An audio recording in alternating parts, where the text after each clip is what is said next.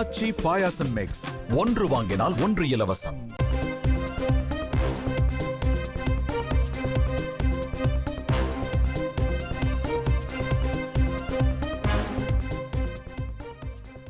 DGP அலுவலகம் முன் தாக்குதலில் ஈடுபட்டதாக தொடரப்பட்ட அந்த வழக்கில் தற்பொழுது ஏர்போர்ட் மூர்த்திக்கு நீதிமன்ற காவல் பிறப்பிக்கப்பட்டிருக்கிறது. இது குறித்த முழு விவரங்களை அறிவோம். செய்தியாளர் சோலமன் இணைகிறார். முழு விவரங்கள் என்ன சோலமன்? டிஜிபி அலுவலக வாயில்ல நேற்று முன்தினம் விசிகாவினர் மற்றும் ஏர்போர்ட் மூர்த்திக்கு இடையே திடீரென மோதல் சம்பவமானது நிகழ்ந்தது.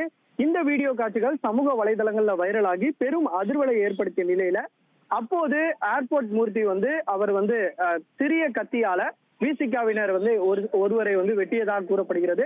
அவர் அனுமதிக்கப்பட்ட மருத்துவமனையில அனுமதிக்கப்பட்டு சிகிச்சை பெற்று வரக்கூடிய நிலையில இரு தரப்பிலும் புகாரானது மெரினா காவல் நிலையத்தில் அளிக்கப்பட்டது. புகாரின் பேர்ல இரு தரப்பு மீதும் போலீசார் வழக்கு பதிவு செய்தனர். குறிப்பாக பெயில்ல வர முடியாத செக்ஷன்ல ஏர்போர்ட் மூர்த்தி மீது வழக்கு பதிவு செய்யப்பட்டுள்ள நிலையில அவர் நேற்று இரவு சாஸ்திரி நகர்ல இருக்கக்கூடிய அவரது வீட்டில் வைத்து மெரினா போலீசார் கைது செய்தனர். கைது செய்யப்பட்ட அவரை மெரினா காவல் நிலையத்தில் வைத்து விசாரணை மேற்கொண்ட போது அப்போது அவருக்கு திடீரென உடல்நல சார்ந்த பிரச்சனை ஏற்பட்டதால அவரை சிகிச்சைக்காக ஸ்டான்லி அரசு மருத்துவமனைக்கு கொண்டு சென்றனர். கொண்டு செல்லப்பட்ட அவருக்கு சிகிச்சையானது அளிக்கப்பட்ட நிலையில தற்போது மெரினா போலீசார் ஸ்டான்லி அரசு மருத்துவமனையில் இருந்து அவரை எழும்பூர் நீதிமன்றத்தில் ஆஜர்படுத்தினர். குறிப்பாக 2வது பெருநகர குற்றவியல் எழும்பூர் நீதிபதி முன்பு அவர் ஆஜர்படுத்தப்பட்ட நிலையில அவரை வருகிற 22ஆம் தேதி வரை புழல் சிறையில நீதிமன்ற காவல்ல அடைப்பதற்கான ஒரு உத்தரவை எழும்பூர் மேஜிஸ்ட்ரேட் உத்தரவு பிறப்பித்துள்ளார்.